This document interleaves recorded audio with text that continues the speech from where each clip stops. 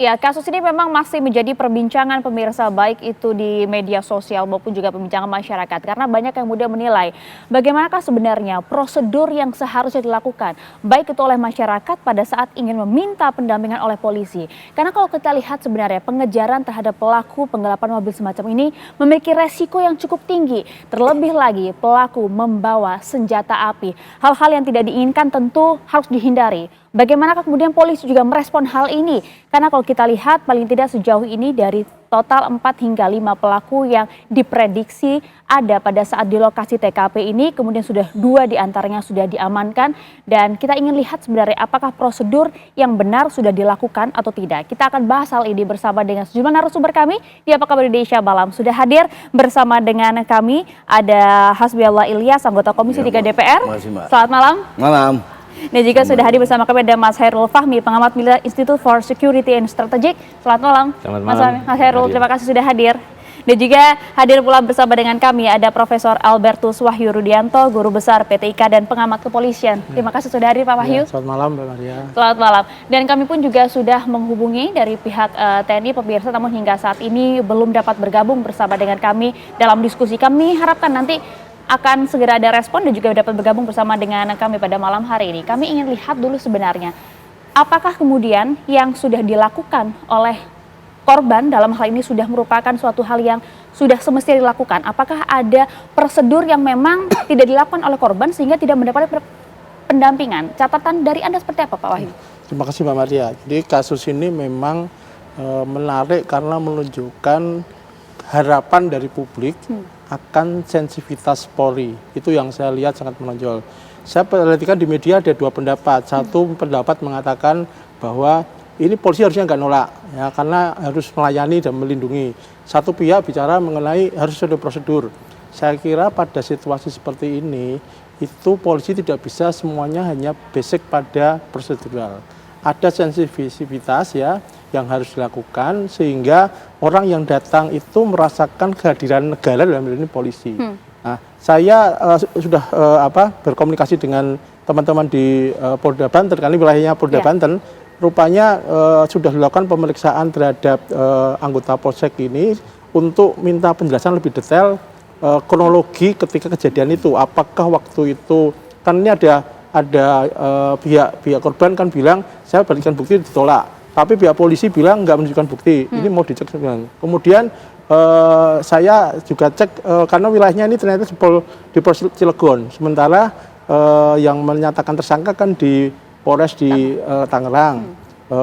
Info yang saya peroleh nanti dari pihak Pom Angkatan Laut katanya Senin akan rilis oleh pihaknya. Tapi intinya yang ingin saya maksudkan, polisi harus selalu responsif, harus selalu siap menerima apapun, tetapi ada kan wilayah diskresi di pasal 18 Undang-Undang 2018. Pasal diskresi menyebutkan polisi melakukan sesuatu sepanjang untuk kepentingan publik. Nah, saya kira konsep mengawal ini tidak harus mendampingi, mengawal dan sebagainya, tapi kan memfasilitasi juga bagian dari polisi. Ya, konsep diskresi ini menarik untuk kita bahas ya, karena juga sudah bergabung bersama dengan kami ada Komjen Pol Purnawirawan Ito Sumardi, Kabareskrim 2009-2011. Selamat malam Pak Ito, terima kasih sudah bergabung bersama dengan kami. Selamat malam Mbak Maria, selamat malam.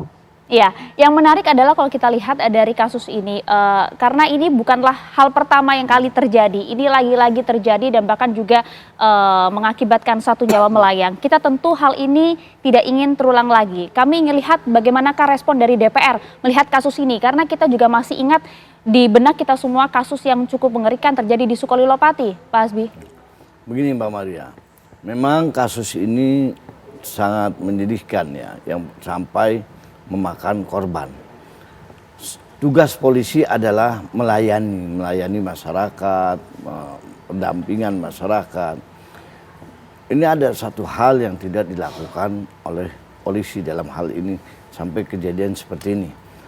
Memang kita lihat, kalau kita melihat dari yang melakukan ini kan seorang tentara, ini harus dihukum. Dihukumnya dalam artian dari Angkatan Laut kalau nggak salah. Kita lihat hukumnya ini hukum peradilan militer. Kalau memang ditemukan, sekarang kan masih proses penyelidikan. Kalau ditemukan ada masyarakat sipil yang ikut sini berarti kan konektivitas.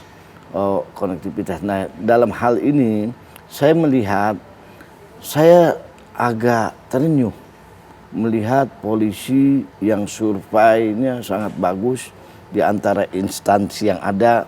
Bahkan kemarin di Komisi 3 itu yang paling responsif dibanding institusi-institusi lain itu kepolisian. Paling responsif. Paling responsif. Memang salah satu contoh contoh kecil lah. Salah satu contoh baru-baru terjadi misalnya kasus roti cepat, kasus ini cepat, kasus ini cepat. Nah kemarin pada waktu refleksi akhir tahun Pak Kapolri dengan jelas beliau mengatakan bahwa kita tidak perlu usut suatu kasus itu dengan melihat viral atau tidaknya. Nah, harus polisi ini kan melayani. Dan memang soal kejadian seperti ini bukan yang pertama kali, Mbak. Anda melihat ada pelanggaran di sini dilakukan? Ya, sekarang masih proses penyidikan. Kita lihat dari pihak kepolisian mengatakan bahwa karena tidak ada bukti-bukti, pelaporannya itu buktinya kurang. Seharusnya tidak perlu melihat, misalnya dari pihak kepolisian bilang tidak ada BPKB-nya, tidak ada ini, kalau mobil leasing harus dengan pengadilan dan surat dari polisi, kan tidak bisa. Kita kalau melihat betul prosedur kita harus jalani. Tapi ini kejar-kejaran dengan waktu. Dikejar dengan waktu, polisi itu harus bertindak cepat.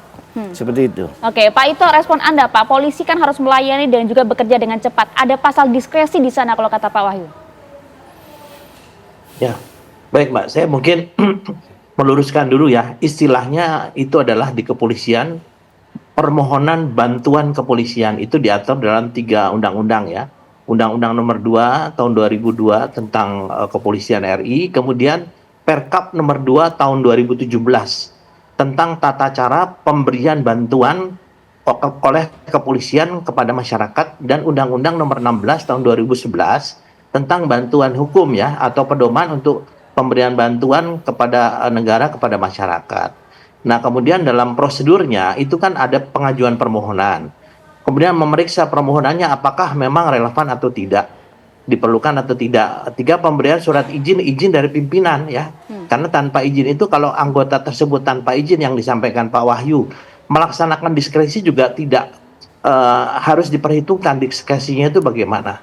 Kemudian pelaksanaan upaya paksa. Nah, ini kan upaya paksanya dilakukan oleh pihak rental, yaitu masyarakat ya. Yang tentunya kalau misalnya didasarkan kepada laporan polisi dulu, misalnya laporan polisi ada dugaan terjadinya penggelapan ya mobil rental. Nah, tentunya dasarnya laporan polisi itu sudah otomatis anggota kepolisian harus melakukan tindakan kepolisian dalam hal upaya paksa.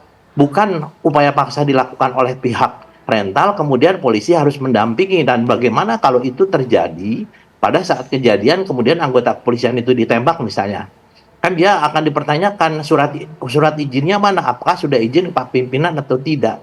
Memang ini dilematis Mbak ya. Nah, oleh karena itu betul tadi yang disampaikan oleh Pak Wahyu juga bahwa Propam dari Polda Banten maupun Polres itu sekarang kan membuktikan apakah memang ada kesalahan prosedur dalam bentuk kelalaian atau mungkin tidak melaksanakan tugas secara profesional atau tidak. Nah, dasarnya ada 3 dasar hukum itu. Saya kira sebagai anggota kepolisian saya pun juga akan berpikir, karena itu kan kenapa kok tidak dilaporkan dulu gitu, misalnya Pak ini ada penggelapan gitu kan, sehingga pada saat itu akan dibuatkan laporan polisi jauh sebelum kejadian itu. Ini kan upaya paksa ini dilakukan oleh pihak rental sendiri gitu, serta-merta kemudian minta bantuan kepada kepolisian yang memang harus sebagai penegak hukum harus memenuhi ketentuan-ketentuan sebagaimana diatur tadi yang undang-undang saya sampaikan. Demikian Pak Madre. Ya, kalau kemarin Pak Ito, kami juga sempat mewawancarai korban, dalam hal ini anak dari korban, ada Mas Rizky yang menyampaikan, kami pun menanyakan mengapa kemudian Anda tidak sempat membuat laporan terlebih dahulu agar prosedural juga terpenuhi sehingga pada saat pengejaran mendapatkan pendampingan dari pihak kepolisian. Disampaikan bahwa memang pada saat mengetahui tersebut mobil sudah dibawa lari, sudah masuk menuju ke wilayah tol begitu ya, dan memang dikejar oleh waktu. Bahkan memang kalau kita lihat sempat langsung meyakinkan kepada pihak kepolisian apa yang kemudian harus kami penuhi sehingga kami bisa mendapatkan pendampingan. Dalam masalah yang emergensi, darurat semacam ini, apakah tidak bisa kemudian masyarakat mendapatkan hal diskresi tadi yang dimaksud oleh Pak Wahyu, Pak Ito? Iya, kita harus lihat dulu, kita runtut, Mbak ya. Kan ini kan sudah ada proses yaitu menyewa, rental. Berapa lama penyewaan itu? Sekian lama, kemudian dugaan setelah dicabutnya GPS itu kan di sana sudah merupakan satu indikasi adanya upaya untuk menggelapkan. Nah, itu berapa lama? Dan karena memang yang bersangkutan itu dari pihak rental mempunyai tim ya, ada tim. Kalau di leasing itu dikenal dengan debt collector. Nah, bayangkan kalau misalnya leasing ya, ada orang debt collector ingin mengambil mobil minta bantuan polisi. Nanti polisi dianggap untuk membackingi debt collector. Nah, oleh karena itu mungkin prosedur yang disampaikan atau keterangan dari pihak anak korban ya, tentunya itu harus akan menjadi bahan penilaian daripada tim propam yang sekarang sedang melakukan pemeriksaan. Jadi saya kira mungkin beda pendapat ini tentunya akan dilihat daripada sebagai bahan daripada pemeriksaan keempat anggota yang saat ini sedang dimintakan keterangan oleh pihak propam. Demikian, Mbak. Respon Anda, Pak Wahyu? Ya, saya kira betul Pak Ito, hanya begini Mbak Maria, kita juga harus lihat ini kan ada sisi prosedural sesuai ketentuan, ada sisi ekspektasi publik, harapan publik terhadap pelayanan kepolisian, logika kepolisian. Saya kira ini harus menjadi kompilasi yang sangat efektif sehingga tadi misalkan ada laporan, saya kira didengar dulu dan upaya paksa, betul Pak Ito, upaya paksa itu ada aturannya, tetapi polisi kan bisa membantu misalkan, di mana yang Bapak, karena kan menurut yang saya baca di media, ini ceritanya kan ada GPS, pihak rental tahu GPS-nya dipotong, Betul, berarti ada upaya untuk melakukan sesuatu, inilah tindakan yang nggak benar. Nah, itu kalau itu disampaikan, kan polisi bisa kontak ke sana, tolong dipantau dan sebagainya, tidak harus mengawal dan tentu tidak harus melakukan hal yang melanggar ketentuan seperti upaya paksa itu, tetapi cara-cara persuasi, cara-cara komunikasi, cara-cara memberikan harapan bahwa apa yang dilaporkan itu akan memberikan harapan publik, kehadiran polisi itu saya kira yang hilang di sini. Sensitivitas polisi itu kan penaluri.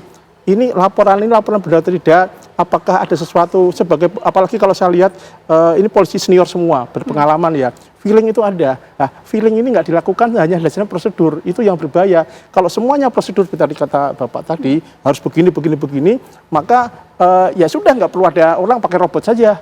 Karena disitulah ada komunikasi, di situ ada perasaan, di situ ada bagaimana kedekatan polisi dengan publik. Nah, sehingga prosedur itu jangan jadi satu-satunya, tetapi cara yang dilakukan jangan sampai melanggar aturan. Saya setuju itu.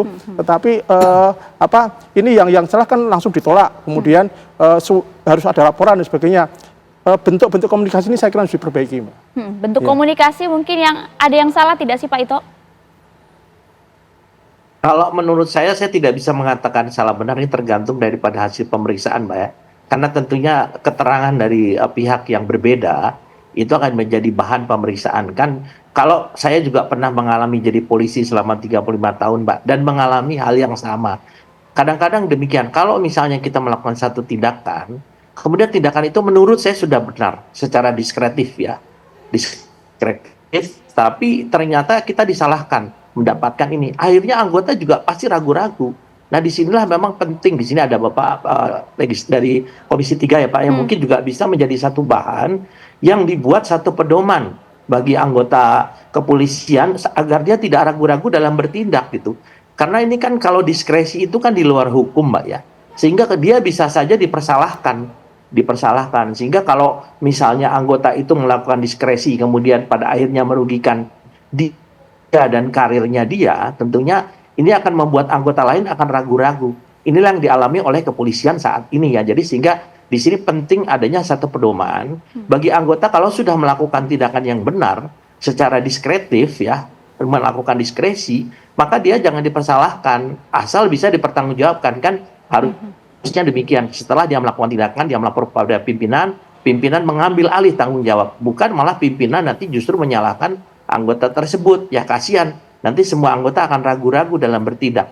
Saya kira itu yang mungkin yang harus menjadi satu pertimbangan ya tentunya bagi pihak kepolisian yang tentunya harus didukung oleh dari legislatif ya Mbak, karena dari DPRD sebagai mitra Komisi 3 ini akan memberikan satu pedoman kepada kepolisian untuk jangan sampai kasus ini bisa terjadi lagi. Demikian Mbak. Ya itu yang kita harapkan ya, agar kasus ini tidak kembali terjadi. Langsung dicatat tadi sama Pak Hasbi ya, menjadi bahan untuk nanti di DPR Komisi 3. Tapi sekali lagi kami ingin adanya edukasi kepada masyarakat, kepada publik agar kasus serupa tidak kembali terjadi. Prosedur seperti apakah yang harus dilakukan oleh masyarakat dan juga respon polisi seperti apa yang sebaiknya dilakukan dalam kondisi-kondisi emergensi dan juga darurat seperti ini. Terlebih lagi yang menjadi perhatian publik adalah apakah kemudian ini merupakan sindikat penggelapan mobil yang di-backing oleh oknum, karena kita lihat ada salah satu dari pelaku yang diduga merupakan oknum TNI Angkatan Laut. Pak Khairul Fahmi harus menjawab hal ini, tapi saja ya, sesaat lagi tetap bersama kami di Apa Kabar Indonesia Malam.